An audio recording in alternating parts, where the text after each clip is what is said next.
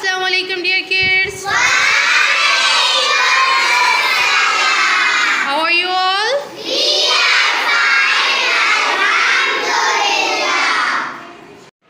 Dear kids, today we will learn about corn. Today we will learn about corn. It is also known as corn. Maize is widely cultivated through the world. It is a cereal grain. Corn has become a staple food in many parts of the world. The corn plant is often 3 meters in height. Some natural strains can grow 30 meters. In addition to being consumed directly by human, corn is also used for animal feed and other corn products.